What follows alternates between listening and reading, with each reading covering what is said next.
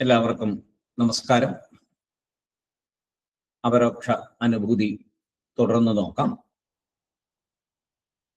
ശ്രീഹരിം പരമാനന്ദം ഉപദേഷ്ടാരമീശ്വരം വ്യാപകം സർവലോകാനാം കാരണം തം നമാമ്യഹം.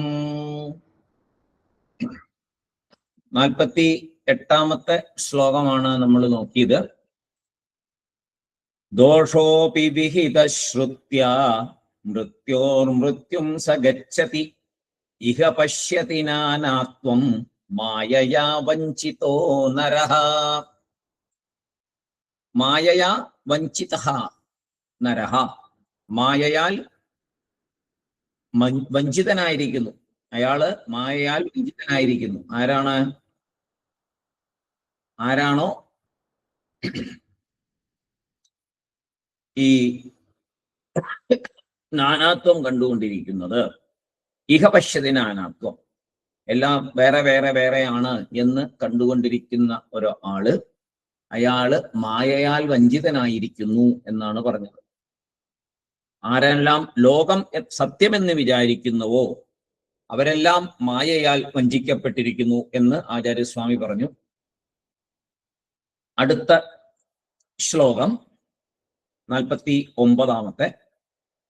ബ്രഹ്മണ സർവഭൂതാനി ജായന്തേ പരമാത്മനഃ തസ്മാദേതാനി ബ്രഹ്മൈവ ഭവന്തിത്യവധാരയേത്. ബ്രഹ്മണ സർവഭൂതാനി ജായന്തേ പരമാത്മനഃ തസ്മാദേതാനി ബ്രഹ്മൈവ ഭവന്തിത്യവധാരയേത്. ഇവിടെ വീണ്ടും ജഗത് മിഥ്യ എന്നതിന് ശ്രുതിയെ ഉദ്ധരിച്ച് അതിനാൽ നാം എന്ത് ചെയ്യണം എന്ന് ഒരു ഉപദേശം തരുന്നു ശങ്കരാചാര്യസ്വാമികൾ. ശ്രുതിയെ ഉദ്ധരിച്ചാണ് പറയുന്നത്. നേരത്തെ ശ്രുതിയെ ഉദ്ധരിച്ചു പറഞ്ഞു. ഇനിയും 2-3 ശ്ലോകങ്ങളുടെ ശ്രുതിയെ, വേദത്തെ ഉദ്ധരിച്ചുകൊണ്ട് പറയും ജഗത് മിഥ്യ എന്ന്. യതോ വാ ഇമാനി ഭൂതാനി ജായന്തേ യേന ജാതാനി ജീവന്തി എന്ന് തൈത്തിരീയോപനിഷത്തില് ഒരു ശ്രുതിവാക്യമുണ്ട്. യതോ വാ ഇമാനി ഭൂതാനി ജായന്തേ യേന ജാതാനി ജീവന്തി. ഈ ലോകത്തിന് ബ്രഹ്മം ഉപാദാന കാരണം, അതിനാൽ കാര്യം മിഥ്യയാണ്, ഉപാദാനമാണ് സത്യം. അപ്പൊ കാര്യം എങ്ങനെ മിഥ്യയാവുന്നേ? കാര്യം എന്ന് പറയുമ്പോൾ നാമരൂപങ്ങൾ മാത്രമാണ് അവിടെ വരുന്നത്. അതില് നാമരൂപങ്ങളാണ് വരുന്നത്. അപ്പോ കാരണം ഏതിൽ നിന്നാണോ വന്നേ അത് തന്നെയാണ് അവിടെ നടക്കുന്നത്. അപ്പൊ കാരണം അതാണ്. കാര്യം നാമരൂപങ്ങൾ മാത്രമാണ്, അതുകൊണ്ട് അത് മിഥ്യയാണ്. സത്യം എന്താണ്? ഉപാദാനം തന്നെയാണ്. ഒരു വസ്തുവിന്റെ ഉപാദാനം എപ്പോഴും സത്യവും കാര്യം മിഥ്യയും ആയിരിക്കും. ഉപാദാനം സത്യവും കാര്യം മിഥ്യയും ആയിരിക്കും. ഇനിയുള്ള 3 ശ്ലോകങ്ങളിലും ഇത് തന്നെയാണ് ചർച്ചാ വിഷയം. ഇനി മുന്നോട്ട് പോകുമ്പോൾ ഇത് തന്നെ ചർച്ചാ വിഷയം. ഉപാദാന ലക്ഷണം, സൃഷ്ടി, സ്ഥിതി, ലയം. ഇത് 3 ഉണ്ടാവും. ഉപാദാനത്തിന് സൃഷ്ടി, സ്ഥിതി, ലയ കാരണമായിരിക്കും ഇതിവിടെ പറയുന്നത്. ബ്രഹ്മണഃ, അതായത് ആരാണത് ബ്രഹ്മണഃ എന്ന് പറഞ്ഞാൽ? പരമാത്മനഃ, പരമാത്മാവ്, പരബ്രഹ്മം. ആ ബ്രഹ്മത്തിൽ നിന്ന് സർവഭൂതാനി ജായന്തേ, എല്ലാ ഭൂതങ്ങളും ഉണ്ടാകുന്നു എന്ന് പറഞ്ഞാൽ എല്ലാ ജീവന്മാരും ലോകവും ഉണ്ടാകുന്നു. ഭൂതാനി സർവഭൂതാനി ജായന്തേ, എല്ലാ ജീവന്മാരും ഈ ലോകവുമൊക്കെ പരമാത്മനഃ, പരമാത്മാവിൽ നിന്ന് ഉണ്ടായി. അപ്പൊ ഇതിന്റെ കൂടെ നമ്മൾ ഉണ്ടായി എന്ന് പറയുമ്പോൾ സ്ഥിതി, ലയം ഒക്കെ നമ്മൾ അവിടെ ചേർക്കണം. സൃഷ്ടി, സ്ഥിതി, സംഹാരം 3ഉം പരബ്രഹ്മത്തിലാണ് നടക്കുന്നത്. ഒന്നിൽ നിന്ന് ഉണ്ടായി അതിൽ തന്നെ നിലനിന്ന് അതിൽ തന്നെ ലയിക്കുന്നു. അതാണ് പരബ്രഹ്മത്തിന്റെ സ്വരൂപം. അതിൽ നിന്നുണ്ടായി അതിൽ നിലനിന്ന് അതിൽ തന്നെ ലയിക്കുന്നു. ഇത് എപ്പോഴും ഓർമ്മ വേണം. പരമാത്മാവിൽ നിന്നുണ്ടാകുന്നു, പരമാത്മാവിൽ നിന്ന് അത് നിലനിൽക്കുന്നു, പരമാത്മാവിൽ തന്നെ ലയം പ്രാപിക്കുന്നു. അപ്പൊ എല്ലാം എവിടുന്ന് വന്നോ അവിടെ തന്നെ ലയിക്കുന്നു, അവിടെ തന്നെ വളർന്നുകൊണ്ടിരിക്കുന്നു, അവിടെ തന്നെ ലയിക്കുന്നു. ഈ ശ്രുതിവാക്യം ഈ ജഗത്തിന് ബ്രഹ്മം തന്നെ ഉപാദാന കാരണം എന്ന് വ്യക്തമാക്കുന്ന ഒരു ശ്രുതിവാക്യമാണ്. അതിനാൽ അതിന്റെ കൺക്ലൂഷൻ എന്താണ്? തസ്മാത് ഏതാനി ബ്രഹ്മ ഏവ ഭവന്തി.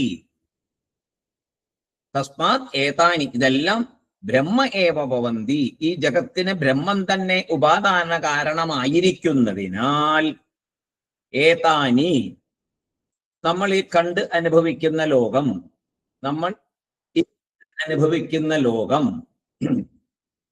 എന്താ ചെയ്യണേ? നമ്മൾ ഈ കണ്ട് അനുഭവിക്കുന്ന ലോകം ബ്രഹ്മ ഏവ ഭവന്തി, ബ്രഹ്മം തന്നെ ആണ്, അത് ബ്രഹ്മം തന്നെയാണ്. നമ്മൾ ഈ കണ്ട് അനുഭവിക്കുന്ന ലോകം ബ്രഹ്മം തന്നെയാണ്. തസ്മാത് ഏതാനി ബ്രഹ്മ ഏവ ഭവന്തി, ഈ ജഗത്തിന് ബ്രഹ്മം തന്നെ ഉപാദാന കാരണമായിരിക്കുന്നതിനാൽ ഏതാനി, നമ്മൾ ഈ കണ്ടനുഭവിക്കുന്ന ലോകം ബ്രഹ്മ ഏവ ഭവന്തി, ബ്രഹ്മം തന്നെയായിരിക്കുന്നു. ഇനി നമുക്ക് ഒരു ഉപദേശമാണ് അടുത്ത വരിയിൽ തരുന്നത്. ഇതി അവധാരയേത് എന്നൊരു ഉപദേശം പറയാണ് ആചാര്യസ്വാമി. ഇതി അവധാരയേത്, ഇതി അവധാരയേത് എന്നൊരു ഉപദേശം പറയുന്നു. എന്താണ് ഉപദേശം? മനസ്സിൽ ഉറപ്പിച്ചു കൊള്ളണമെന്ന്. അവധാരയേത്, മനസ്സില് ശരിക്കും ഉറപ്പിച്ചു കൊള്ളുക, അതാണ് അവധാരയേത്. മനസ്സിലാക്കിക്കൊള്ളണം, മനസ്സിൽ ഉറപ്പിക്കണം, തീർച്ചപ്പെടുത്തണം, അങ്ങനെയൊക്കെ പറയാം. കാരണം മിഥ്യ മനസ്സിലാക്കാൻ വളരെ പ്രയാസമാണ്. ഇപ്പൊ നമ്മൾ ഇത്രയൊക്കെ വായിച്ചാലും നമുക്ക് ഈ ലോകം മിഥ്യ എന്ന് നമുക്ക് ഉൾക്കൊള്ളാൻ പറ്റുന്നുണ്ടോ? ഇല്ല. എത്രയോ പഠിച്ച് അത് കേട്ട് ഉറപ്പിച്ച് അങ്ങനെ വേണം അത് കൊണ്ടുവരണം. പെട്ടെന്നൊന്നും ലോകം മിഥ്യ എന്നുള്ളത് നമ്മുടെ ഉള്ളിൽ കയറില്ല. ധാരാളം ഉപദേശം കേട്ട് വീണ്ടും വിചാരം ചെയ്ത് ശരിക്കും ഉള്ളിന്റെ ഉള്ളില് നമ്മുടെ അന്ധക്കരണത്തിൽ അത് ശരിയായിട്ട് ബോധ്യം വരണം. നേരത്തെ പറഞ്ഞിട്ടുണ്ട്, വ്യവഹാരത്തിൽ നമുക്കതൊന്നും പറ്റില്ല, നമ്മളങ്ങനെ വ്യവഹരിച്ചുകൊണ്ടിരിക്കും. പക്ഷേ എപ്പോ വേണം? ഉള്ളിന്റെ ഉള്ളില് ഇത് നന്നായിട്ട് നമ്മുടെ ഉള്ളില് വരണം. വത്സലാം വിജയൻ അത് വീഡിയോ ഒന്ന് ഓഫ് ചെയ്യും.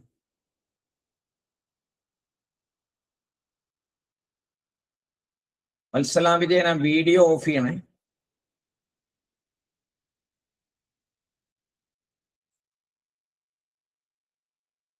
അപ്പോ മിഥ്യ മനസ്സിലാക്കാൻ വളരെ പ്രയാസമാണ്.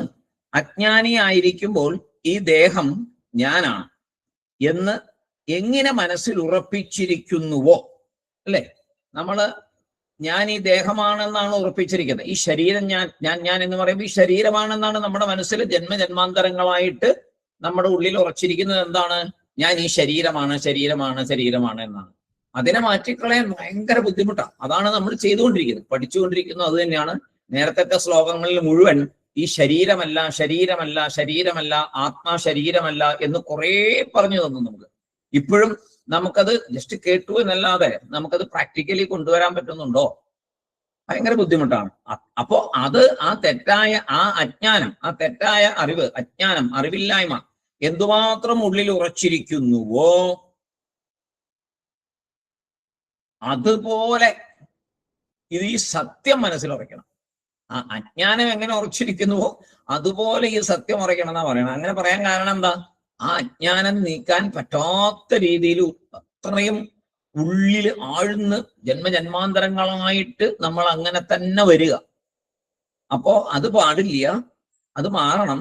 അതിന് ഈ ജഗത് മിഥ്യ എന്നുള്ളത് അവധാരയേത് നല്ല രീതിയിൽ മനസ്സിൽ ഉറപ്പിക്കണം. അതിന് നിറയെ കാര്യങ്ങൾ ഇനി ആചാര്യസ്വാമികൾ പറഞ്ഞു തരും. നമ്മളെ ഒരുപാട് തരത്തിൽ അത് ബോധ്യപ്പെടുത്തും ജഗത് മിഥ്യ എന്നുള്ളത്.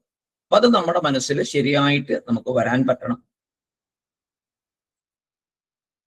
അടുത്ത ശ്ലോകത്തില് വീണ്ടും ഒരു ശ്രുതിവാക്യം തന്നെയാണ് പറയുന്നത്.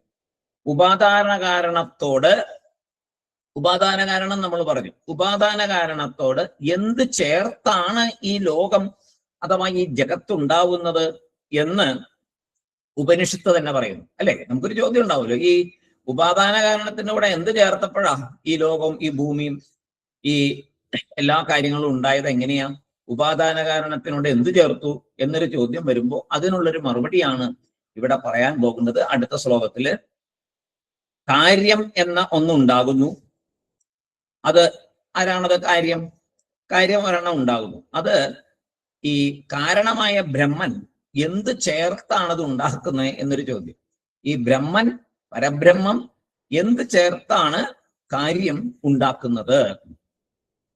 അതിന്റെ ശ്ലോകം ബ്രഹ്മൈവ സർവനാമാനി രൂപാണി വിവിധാനി ച കർമാണ്യപി സമഗ്രാണി ബിഭർത്തീതി ശ്രുതിർ ജഗൗ. ബ്രഹ്മൈവ സർവനാമാനി രൂപാണി വിവിധാനി ച കർമാണ്യപി സമഗ്രാണി ബിഭർത്തീതി ശ്രുതിർജഗൗ.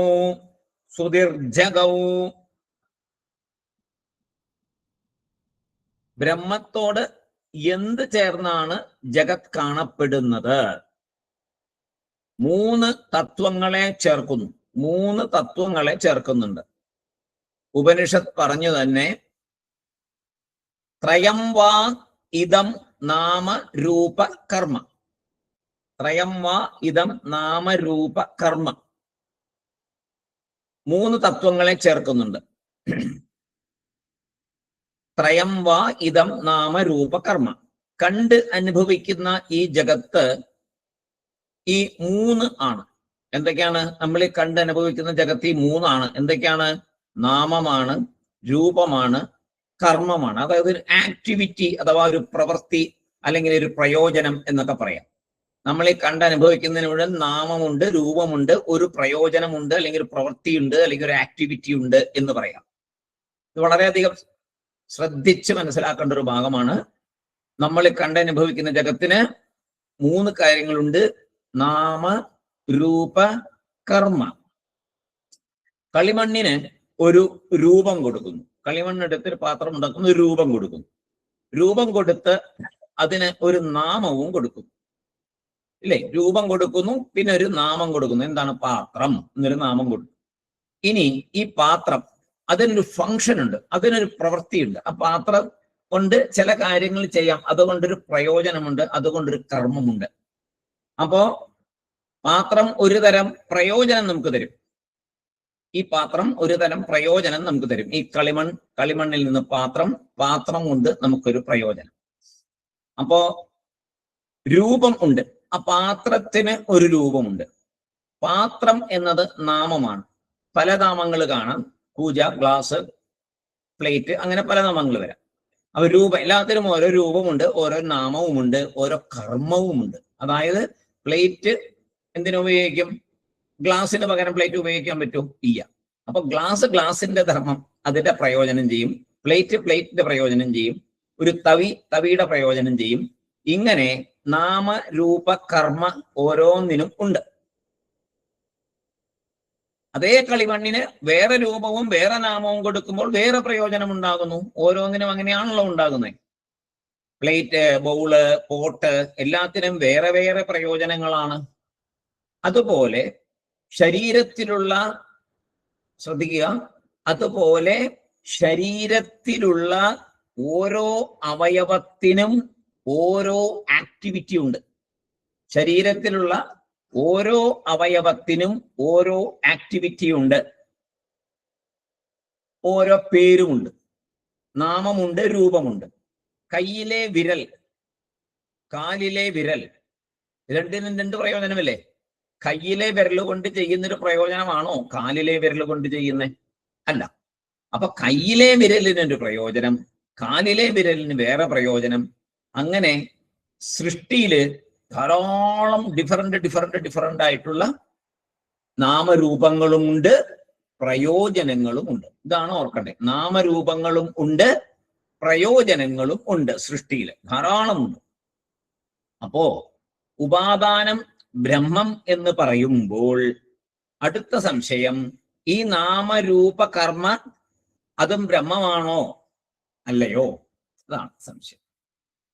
ഒരു സാധാരണ ആളുടെ ഒരു സംശയമാണ്.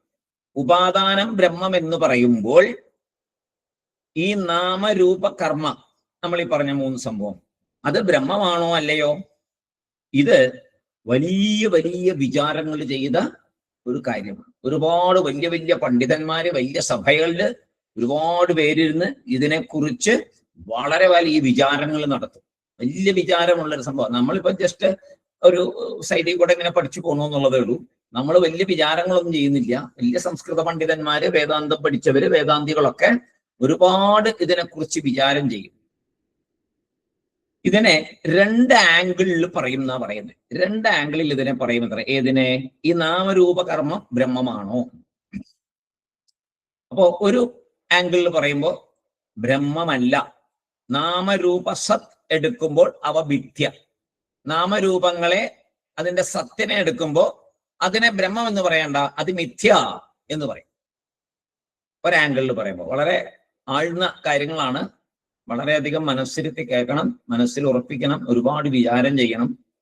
ഒരു ആംഗിളിൽ പറയുമ്പോൾ ഇതെല്ലാം ബ്രഹ്മമാണോ, നാമരൂപകർമ്മം ബ്രഹ്മമാണോ എന്ന് ചോദിക്കുമ്പോൾ ഫസ്റ്റ് സ്റ്റെപ്പിൽ പറയുന്നത് ബ്രഹ്മമല്ല. പിന്നെയോ അത് മിഥ്യയാണ്. നാമരൂപ സത്ത് എടുക്കുമ്പോൾ, നാമരൂപങ്ങളുടെ സത്ത് എടുക്കുമ്പോൾ അത് ബ്രഹ്മത്തിൽ നിന്ന് വന്നതാണ് എന്ന് പറയുമ്പോൾ ഇപ്പോൾ ഈ കാണുന്നത് മിഥ്യയാണ് എന്ന് പറയും. രണ്ടാമത്തതിൽ പറയും അതും ബ്രഹ്മം തന്നെ, നാമരൂപങ്ങൾ കൊടുത്തിരിക്കുന്ന പ്രയോജനമുള്ള അതും ബ്രഹ്മം തന്നെ എന്ന് രണ്ടാമത്തെ ആംഗിളിൽ പറയും. ഈ നാമരൂപകർമ്മത്തിന് തനിയായ എക്സിസ്റ്റൻസ് ഉണ്ടോ? അവ തനിയെ നിൽക്കുമോ? ഒറ്റയ്ക്ക് നിൽക്കാൻ പറ്റുമോ?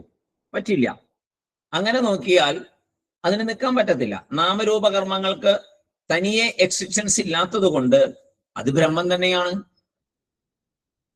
ബ്രഹ്മത്തിൽ നിന്നുണ്ടായി ബ്രഹ്മത്തിൽ നിലനിൽക്കുന്നു, ബ്രഹ്മത്തിൽ ലയിക്കുന്നു, അപ്പൊ അത് ബ്രഹ്മം തന്നെ.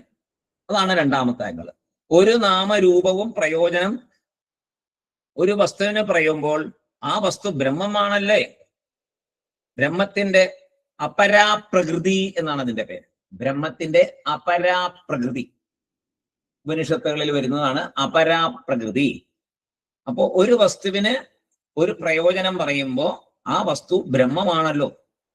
അപ്പോ ബ്രഹ്മത്തിന്റെ അപരാപ്രകൃതി, നാമവും രൂപവും പ്രയോജനവും ഉണ്ട്, അത് ബ്രഹ്മം തന്നെ, അത് ബ്രഹ്മത്തിന്റെ അപരാപ്രകൃതിയാണ്. ഇതിനെ ബ്രഹ്മത്തിൽ നിന്ന് വേറെയായി പിരിക്കാൻ പറ്റില്ല. ബ്രഹ്മത്തിൽ നിന്ന് വേറെയായി അതിനെ പിരിച്ചെടുക്കാൻ പറ്റില്ല. എന്നാൽ ഈ വസ്തുവാണ് ബ്രഹ്മം എന്ന് പറയാമോ? ഇതാണ് ബ്രഹ്മം എന്നും പറഞ്ഞ ഒരു ഗ്ലാസ്, ഒരു ഡവറ അങ്ങനെ കാണിക്കാൻ പറ്റുമോ? അല്ലെങ്കിൽ ഒരു മരത്തിനെ കാണിച്ചത് ഇതാണ് ബ്രഹ്മം, അല്ലെങ്കിൽ ഒരു മനുഷ്യനെ കാണിച്ചിട്ട് ഇതാണ് ബ്രഹ്മം, അല്ലെങ്കിൽ ഒരു ജീവിയെ കാണിച്ചിട്ട് ഇതാണ് ബ്രഹ്മം, അല്ലെങ്കിൽ സൂര്യനെ കാണിച്ചിട്ട് ഇതാണ് ബ്രഹ്മം, ചന്ദ്രനെ കാണിച്ചിട്ട് ഇതാണ് ബ്രഹ്മം, നദിയെ കാണിച്ചിട്ട് ഇതാണ് ബ്രഹ്മം, അങ്ങനെ പറയാൻ പറ്റുമോ? അങ്ങനെ പറയാൻ പറ്റില്ല. ഇതാണ് ബ്രഹ്മം എന്ന് പറഞ്ഞാൽ അത് മാത്രം എന്നുള്ള സംഭവം. അത് അങ്ങനെ പറയാൻ പറ്റുമോ? അങ്ങനെ പറയാനൊട്ട് പറ്റൂല. അതേസമയം ഇതെല്ലാം ബ്രഹ്മത്തിൽ നിന്നേ വന്നതല്ലേ? ആണ്. ഇതാണോ ബ്രഹ്മം? അതാണ് ബ്രഹ്മം എന്ന് പറയാൻ പറ്റില്ല. അതും ബ്രഹ്മമാണ് എന്നേ പറയാൻ പറ്റൂ. അതും എന്നേ പറയാൻ പറ്റുള്ളൂ. അത് എന്ന് പറയാൻ പറ്റില്ല. ബ്രഹ്മത്തിൽ നിന്ന് പുറത്താണോ? അല്ല. ശരി, എന്നാ പറയാണ് ചെടികളും മരങ്ങളും നമ്മളും ഒക്കെ ബ്രഹ്മത്തിൽ നിന്ന് പുറത്താണ് എന്ന് പറയാൻ പറ്റുമോ? പറ്റില്ല. അതും അല്ല. ബ്രഹ്മത്തിൽ നിന്ന് പുറത്തും അല്ല. പിന്നെയോ? പിന്നെന്താണ്? അതും ബ്രഹ്മമാണ്. അങ്ങനെ പറയാൻ പറ്റും. അതും ബ്രഹ്മമാണ്, നമ്മളും ബ്രഹ്മമാണ്, എല്ലാം ബ്രഹ്മമാണ്, കാണുന്നതൊക്കെ ബ്രഹ്മമാണ്. കാരണം ബ്രഹ്മമില്ലാതെ അതിനൊന്നിനും നിലനിൽപ്പില്ല. ഈ കാണുന്ന പ്രപഞ്ചത്തിന് ബ്രഹ്മമില്ലാതെ നിലനിൽപ്പില്ല. അപ്പോ പ്രപഞ്ചവും ബ്രഹ്മമാണ്. അതേസമയം ആദ്യത്തെ ആംഗിൾ എന്ന് പറയും ഇത് മായയാണ്, മിഥ്യയാണ് എന്ന് പറയും. മായയല്ല, മിഥ്യയാണ് എന്ന് പറയും. അപ്പോ അതാണ് ഇവിടെ പറയുന്നത്.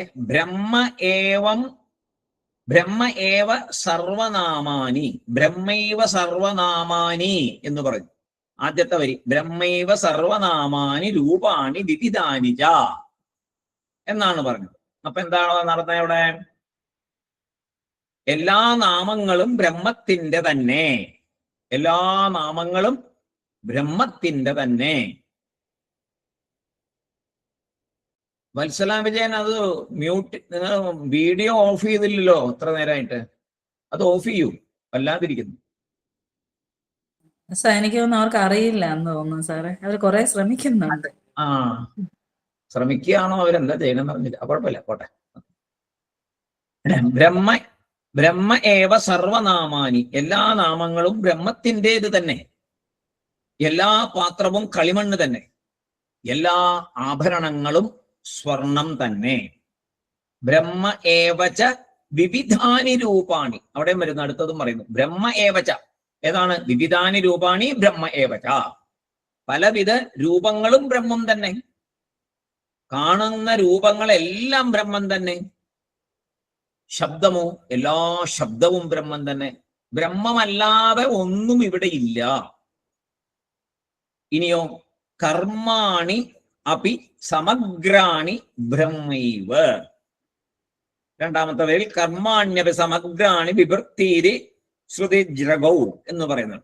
അപ്പൊ കർമാണി അപി സമഗ്രാണി ബ്രഹ്മൈവ, ഓരോ ഫംഗ്ഷനും അല്ലെ. നമ്മൾ നേരത്തെ ഒരു കാര്യം പറഞ്ഞു, നാമം, രൂപം, കർമ്മം എന്ന് പറഞ്ഞു. പ്രയോജനം, ആക്ടിവിറ്റി ഓരോന്നിനുമുള്ളത്.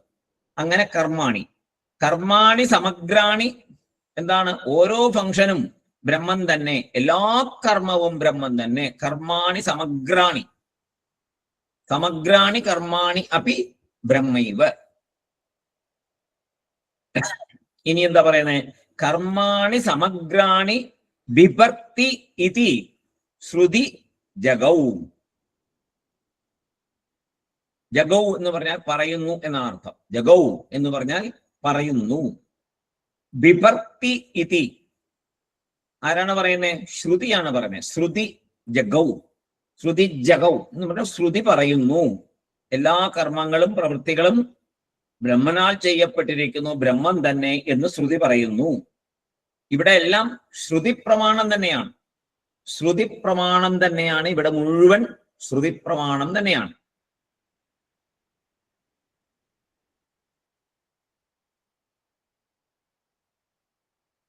ഇവിടെ ജഗത് ബ്രഹ്മം എന്ന് ഇവിടെ പറഞ്ഞു. നേരത്തെ ജഗത് മിഥ്യ എന്ന് പറഞ്ഞു.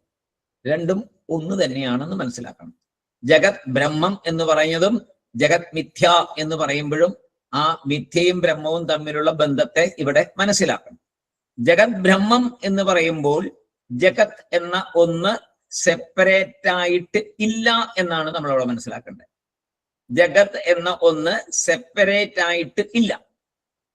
അതിനാലാണ് ഈശ്വരന് ഒരു പ്രത്യേക രൂപം, ഇതാണ് ഈശ്വരന്റെ രൂപം എന്ന് ഒന്ന് ഇല്ല എന്ന് പറയുന്നു. ഈശ്വരന് ഒരു പ്രത്യേക രൂപം നമ്മൾ സങ്കല്പിച്ചിട്ടുണ്ട് അല്ലെ. എന്തുമാത്രം രൂപങ്ങളാണ് നമ്മൾ സങ്കല്പിച്ചിരിക്കുന്നത്. പക്ഷെ ജഗത് ബ്രഹ്മം എന്ന് പറയുമ്പോൾ ജഗത്തൊന്ന ഒരു സംഭവം സെപ്പറേറ്റ് ആയിട്ടില്ലാത്തത് കൊണ്ട് തന്നെ ഈശ്വരന് ഒരു പ്രത്യേക രൂപവും ഇല്ല. എല്ലാം ഈശ്വരൻ തന്നെ. ഇതാണ് ഈശ്വരൻ എന്ന് പറയാൻ ഒരു രൂപം മാത്രമായിട്ട് പറയാൻ പറ്റില്ല. ഇതാണ് ഈശ്വരൻ. നമ്മൾ ആദ്യത്തെ സ്റ്റേജിൽ അങ്ങനെ പറയും, അതാ സുബ്രഹ്മണ്യനെ കാണിച്ചിട്ട് ഇതാണ് ഈശ്വരൻ. അപ്പൊ ചോദിക്കാം, അപ്പൊ ബ്രഹ്മാവോ അല്ലെങ്കിൽ ശിവനോ അല്ലെങ്കിൽ ദേവിയോ, അങ്ങനെ ചോദ്യം വരും. അപ്പൊ എന്ത് പറയും? അതും ഈശ്വരനാണ്. അപ്പോ എല്ലാം ഈശ്വരനാണ്. അപ്പൊ ഈശ്വരനെ ഒരു പ്രത്യേക രൂപത്തിൽ മാത്രം ഒതുക്കി നിർത്താൻ പറ്റുമോ? പറ്റില്ല. അപ്പൊ നമ്മൾ എന്ത് പറയും? ഈ രൂപം തന്നെ സർവവും. അങ്ങനെയാണല്ലോ സഹസ്രനാമങ്ങളിൽ മുഴുവൻ എങ്ങനെയാണ്? എല്ലാ നാമം എല്ലാം വരും അതിനകത്ത്. ഒരു ദേവിയെ കുറിച്ച് സഹസ്രനാമം പറയുമ്പോൾ അതിനകത്ത് സർവ്വതും വരും. ഒരു ദേവനെ കുറിച്ച് പറയുമ്പോൾ അതിനകത്ത് സർവ്വതും വരും. ഇങ്ങനെ എല്ലാത്തിലും എല്ലാം വരും. പക്ഷെ നമ്മളത് മനസ്സിലാക്കുന്നില്ല. നമ്മള് ഈ ഭേദബുദ്ധിയോടുകൂടെ കണ്ടുകൊണ്ടിരിക്കുന്നു. അതാണ് നമ്മുടെ ഏറ്റവും വലിയ പ്രശ്നം. നമ്മൾ ഭേദബുദ്ധിയോടുകൂടി കണ്ടിരിക്കുകയാണ്. ഒന്ന് വേറെ, ഒന്ന് വേറെ, ഒന്ന് വേറെ. അത് ഈശ്വരനിൽ നമ്മൾ അങ്ങനെ കാണുന്നു. ഈശ്വരനാമങ്ങളിലും രൂപങ്ങളിലും നമുക്ക് ഭേദബുദ്ധി വന്നിരിക്കുന്നു.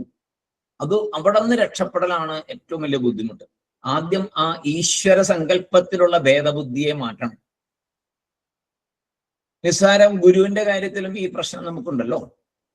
നമ്മളെല്ലാവരും ആധ്യാത്മികമായിട്ട് പഠിക്കുന്നവരാണ്. പക്ഷെ നമ്മുടെ ഉള്ളിലൊക്കെ ഒരു പ്രശ്നമുണ്ട്. ഒരു ഗുരുവിനെ നമ്മൾ സ്വീകരിക്കുന്നു.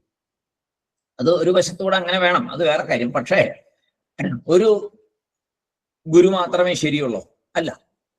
എല്ലാ ഗുരുക്കന്മാരും എന്തിനാ ശ്രമിക്കുന്നത്? എല്ലാവരും ജ്ഞാനം തരാനാണ് ശ്രമിക്കുന്നത്. അപ്പോ നമ്മളിപ്പോ പല സ്ഥലത്തിലുള്ള ഭക്ഷണം പല സ്ഥലങ്ങളിലും ഉള്ള ആൾക്കാർ പല രീതിയിലുള്ള ഭക്ഷണം കഴിക്കുന്നു. എല്ലാവരുടെയും ഒരേ ഒരു കാര്യത്തിനാണ് ഭക്ഷണം കഴിക്കുന്നത്. എന്തിനാണ്? വിശപ്പ് മാറാൻ. അപ്പൊ എന്ത് ഭക്ഷണമാണോ അയാളുടെ വിശപ്പ് മാറാൻ സഹായിക്കുന്നത് അത് അയാൾ കഴിക്കും. അത് അതിനനുസരിച്ചുള്ള സ്വാദുള്ളത് അയാൾ കഴിക്കുള്ളൂ. ആ സ്വാദുള്ളത് കഴിച്ചാൽ അയാളുടെ വിശപ്പ് മാറും. ഇതുപോലെ തന്നെയാണ് അനേകായിരം ഗുരുക്കന്മാര്. കാരണം സൃഷ്ടിയുടെ ആ നാനാത്വം ഭയങ്കരമാണ്. എങ്ങനെയൊക്കെയാണ് കർമ്മഗതികൾ കൊണ്ട് ഓരോരോ മനുഷ്യനും അവനവന്റെ കർമ്മം കൊണ്ട് എങ്ങനെയൊക്കെയാണ് മനസ്സിൽ വന്നിരിക്കുന്നത്, എന്തൊക്കെയാണ് മനസ്സിലിരിക്കുന്നതെന്നൊന്നും ആർക്കും പറയാൻ പറ്റില്ല. എന്തെല്ലാമോ തരത്തില്, ഒരുപാട് തരത്തിലുള്ള മാനസികമായിട്ടുള്ള കോടിക്കണക്കിന് മാനസിക വ്യതിയാനമുള്ള ആൾക്കാരാണ് എല്ലാം ഉള്ളത്. അപ്പോ എല്ലാവർക്കും ഈശ്വര സാക്ഷാത്കാരം കിട്ടണമെന്ന് തന്നെയാണ് സാക്ഷാൽ ജഗദീശ്വരന്റെ ആഗ്രഹം. എല്ലാവരും തിരിച്ച് ഭഗവാനിലേക്ക് തന്നെ വരണം. ഭഗവാന്റെ സൃഷ്ടി ഒരു കളിയാണല്ലോ, ഭഗവാന്റെ ഒരു കളിയാണത്. ആ കളിയിൽ അവസാനം എല്ലാവരും തിരിച്ച് ഭഗവാനിൽ തന്നെ തിരിച്ചെത്തുന്ന രീതിയിലാണ് ഭഗവാന്റെ ആ കളി. അപ്പോ ഭഗവാൻ അങ്ങ് സങ്കല്പിച്ചു എന്നാണ് പറയുന്നത്. ഞാൻ പലതായി തീരട്ടെ എന്ന് സങ്കല്പിച്ചു എന്നാ പറയുന്നത്. അങ്ങനെയാണ് സൃഷ്ടി തുടങ്ങണമെന്നാണ് പറയുന്നത്. മായയെ ഉപയോഗിക്കുന്നു, ഫല സൃഷ്ടി ഉണ്ടാവും. തിരിച്ച് എല്ലാവരും ഭഗവാനിലേക്ക് തന്നെ എത്തണം എന്നാണ് ഈശ്വരന്റെ ആഗ്രഹം. അപ്പോ ഇവിടെ എന്തുണ്ടാവും?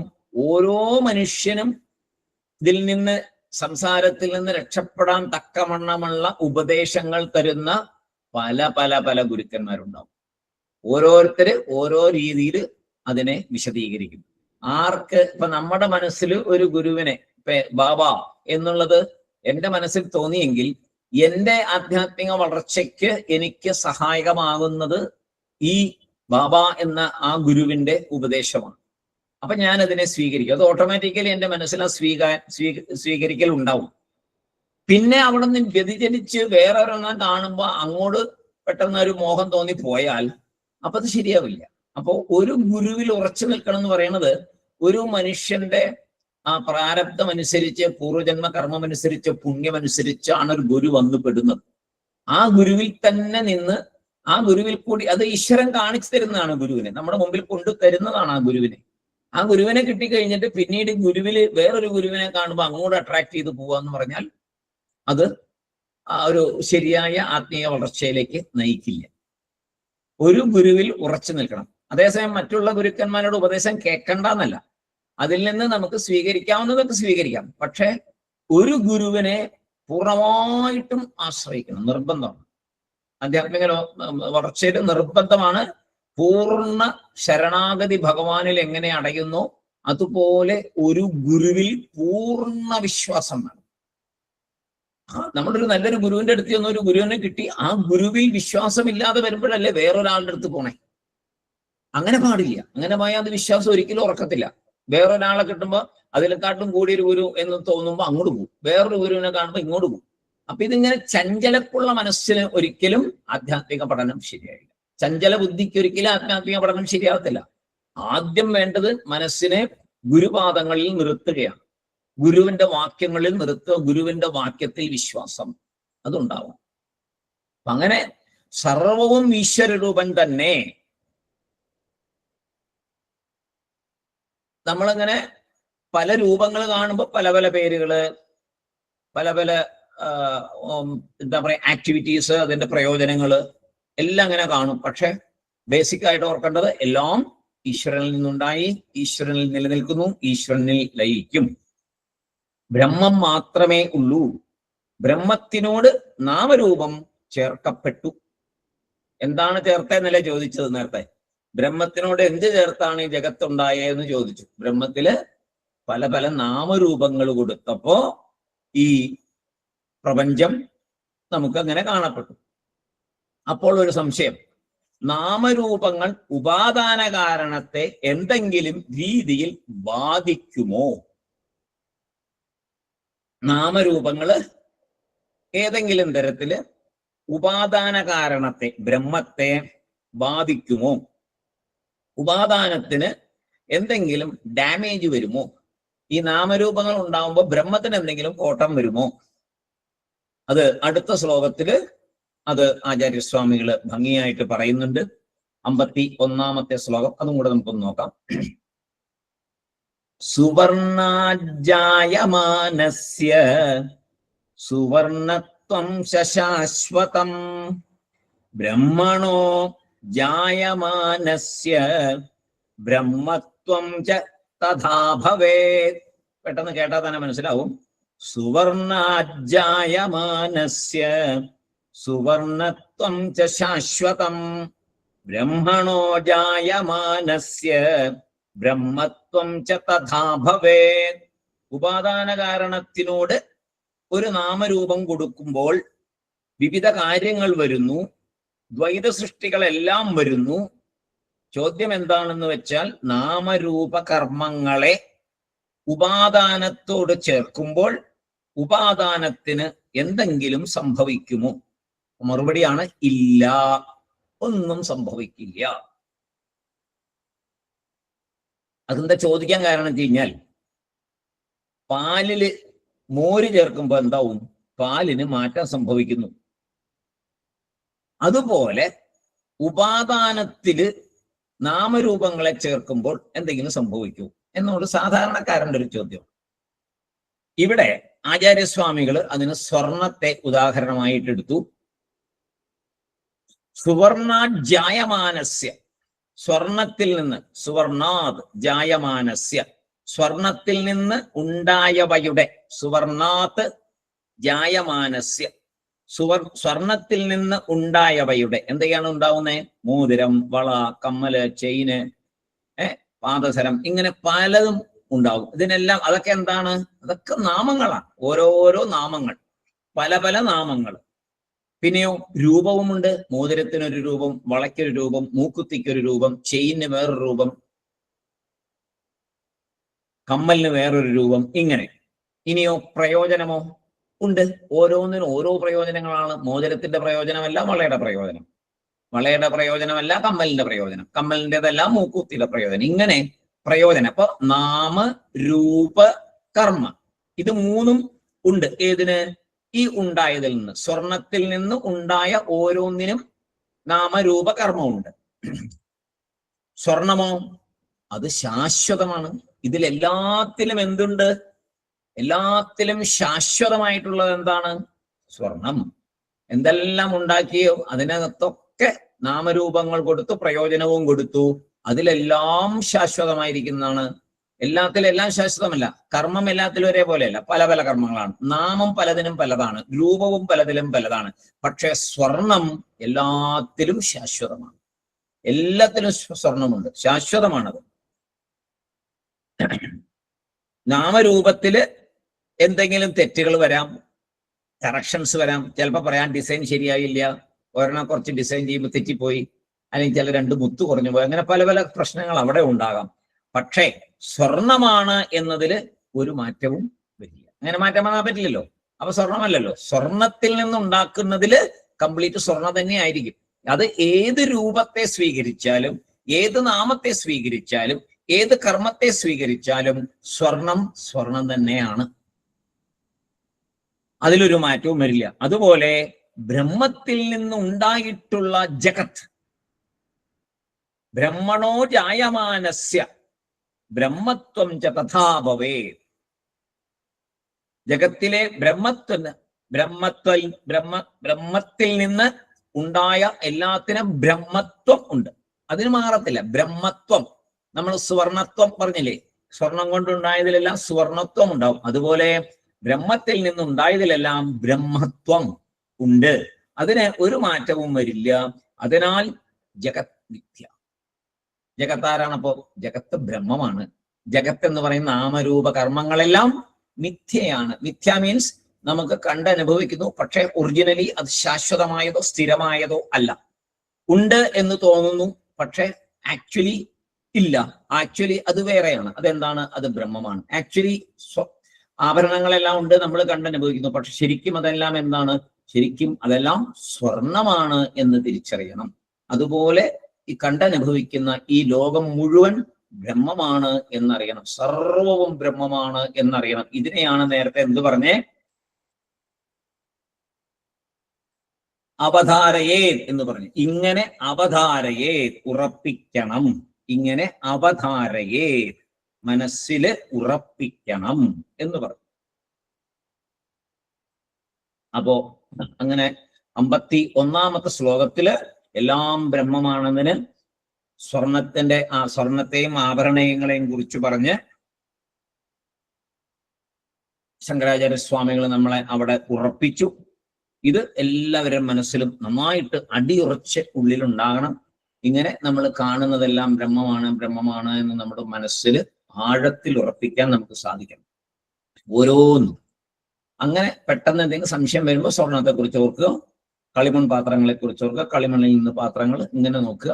അങ്ങനെ നോക്കുമ്പോൾ ബ്രഹ്മത്തിൽ നിന്നാണ് ഇത് മുഴുവൻ ഉണ്ടായിരിക്കുന്നത്. ബ്രഹ്മമല്ലാതെ ഇവിടെ ഒന്നുമില്ല, ഇല്ല ഇല്ല ഇല്ല ഇല്ല എന്ന് മനസ്സിൽ ഉറച്ചു വരുമ്പോൾ ഈ ജഗത് മിഥ്യ എന്നുള്ളത് ഇനിയും ധാരാളം പറയും ആചാര്യ. എന്താ വെച്ചാൽ ജഗത് മിഥ്യ മനസ്സിലാക്കാൻ എളുപ്പമല്ല, ബ്രഹ്മസത്യം മനസ്സിലാക്കാൻ എളുപ്പമാണ്. പറയാൻ നമുക്ക് എളുപ്പമാണ്, എല്ലാം ബ്രഹ്മമാണെന്ന് പറയാൻ എളുപ്പമാണ്. പക്ഷെ ജഗത് മിഥ്യ ഇതൊന്നും ഇല്ലാത്തതാണെന്ന് പറയാൻ പറ്റുമോ? അവിടെ പറയാൻ പറ്റത്തില്ല. കാരണം ഇന്ദ്രിയങ്ങളൊക്കെ ഇതുണ്ട് ഉണ്ട് ഉണ്ട് ഉണ്ട് എന്ന് നമ്മളെ നമ്മളടുത്ത് പറഞ്ഞുകൊണ്ടിരിക്കുന്നത്. കണ്ണുകൊണ്ട് കാണുന്നില്ലേ, ഇതുണ്ടല്ലോ. ചെവി കൊണ്ട് കേൾക്കുന്നില്ലേ, ഇതുണ്ടല്ലോ. മൂക്ക് കൊണ്ട് മണക്കുന്നില്ലേ, ഇതുണ്ടല്ലോ. നാക്ക് കൊണ്ട് രസിക്കുന്നുണ്ടല്ലോ, സ്വാദറിയുന്നുണ്ടല്ലോ, ഉണ്ടല്ലോ. തൊലി കൊണ്ട് സ്പർശനം അറിയുന്നുണ്ടല്ലോ, ഇതെല്ലാം ഉണ്ട് ഉണ്ട് ഉണ്ട് എന്ന് ആര് പറഞ്ഞുകൊണ്ടിരിക്കുന്നു? എന്ന് നമ്മുടെ ഇന്ദ്രിയങ്ങൾ പറഞ്ഞുകൊണ്ടിരിക്കുന്നു. അപ്പോൾ ചിത്ത് എന്ത് പറഞ്ഞു? ചിത്ത് ഞാൻ അഹം എന്ന ശരിയായിട്ടുള്ള ബ്രഹ്മം എന്ന് പറയുന്നു. അല്ല, ഇതെല്ലാം മായയാണ്, ഇതെല്ലാം മായ കൊണ്ടുണ്ടായിരിക്കുന്നതാണ്, ഇത് മിഥ്യയാണ്, ഉണ്ടെന്ന് തോന്നും, യഥാർത്ഥത്തിൽ ഇതില്ല, ഇതെല്ലാം ബ്രഹ്മമാണ്, ബ്രഹ്മത്തിലെ പല നാമരൂപങ്ങളാണ് എന്ന് അത് പറഞ്ഞുകൊണ്ടേ ഇരിക്കും. ആചാര്യരൂപേണ, ആചാര്യന്റെ വാക്കുകളായിട്ട്, ശ്രുതിവാക്യങ്ങളായിട്ട് ഇതെല്ലാം നമ്മുടെ മുമ്പിൽ വരും.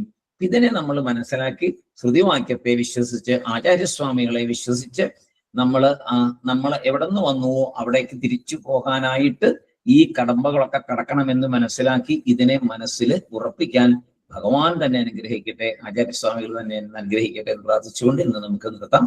അടുത്ത 52-ാമത്തെ ശ്ലോകം നമുക്ക് അടുത്ത ദിവസം കാണാം. തിങ്കളാഴ്ച ക്ലാസ് ഇല്ല, ഇനി അടുത്ത വെള്ളിയാഴ്ച ക്ലാസ്. എല്ലാവർക്കും Sairam. Thank you sir. Sairam. Sairam sir. Sairam. Sairam sir. Sairam.